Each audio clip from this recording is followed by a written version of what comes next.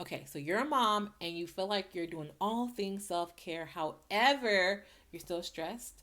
Well, in this video, I'm going to discuss a few reasons why self care may not be working for you. So let's start with what is self care? So, self care is the intentional relationship you have with yourself that maintains or improve your own health. And so, this can look like tons of things. It can be healing, it could be changing behavior, it can be reflecting, it can be movement, it can be tons of things. And it's important. Self care is important because it improves and maintain your health. So, that being said, let's dig into why you are participating in self care to improve your health and nothing's changing. You're still stressed out, you're still tired. And one of the reasons is that you could be doing only service based self care. And don't get me wrong, this is something that I had to figure out myself too. And so a lot of times with self care, we think of bubble baths, massages, pedicures, manicures, all the fun pampering things when it's so much more than that. And so if your body needs movement, or if your body is craving maybe some mental or emotional support and self-care, and you put a band-aid on that by getting a massage that lasts an hour, you're not actually getting your needs met in the way that you need your needs met, right? And so a lot of times we stick to the pampering when it's so much deeper, when self-care is healing, it's self-awareness, it's changing behaviors, it's setting boundaries, it's movement, it's what we eat. And so just being aware of what your body needs and not just doing the service based things. And I'm not saying those service based things are not needed, because they definitely are, but just be in tune with what your body needs and go beyond the pampering. Okay, so if you're saying, Tanjane, I go beyond the pampering. I dig deep and self care is still not working for me. Okay, if there's more, I gotcha.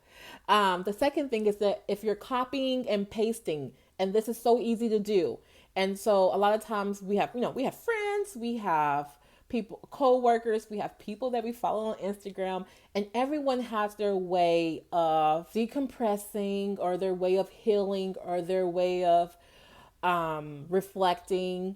And we sometimes want to copy and paste it because it's working so well for that person.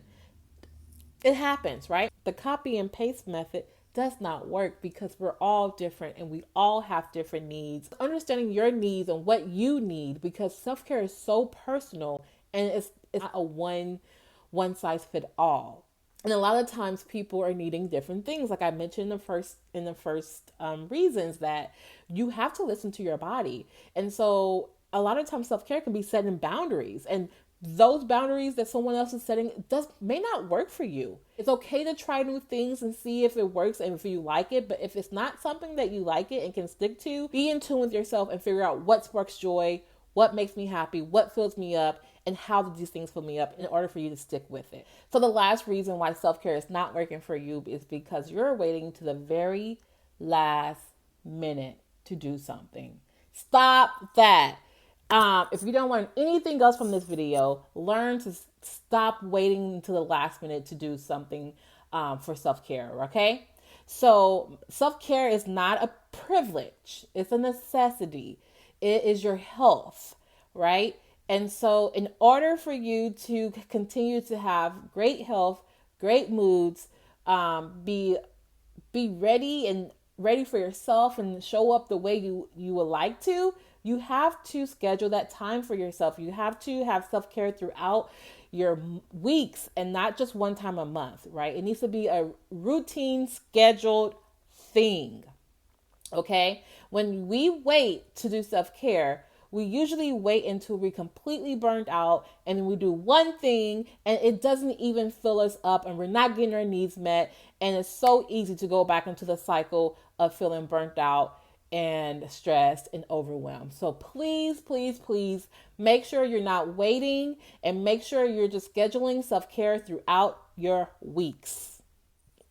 Also, if you're wanting tips and more information about how to reduce stress, in this video, I explain 2 things that you can do today to reduce stress. Click here and watch.